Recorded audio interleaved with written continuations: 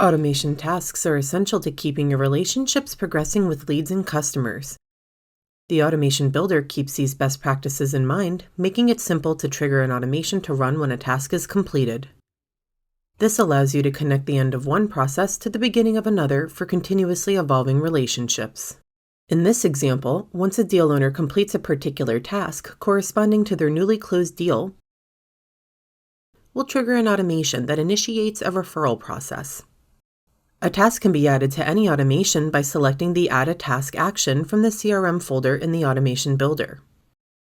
Once this task to save a completed customer contract to Google Drive is marked as complete by the deal owner, we're going to trigger an automation to ask the happy new customer for a referral.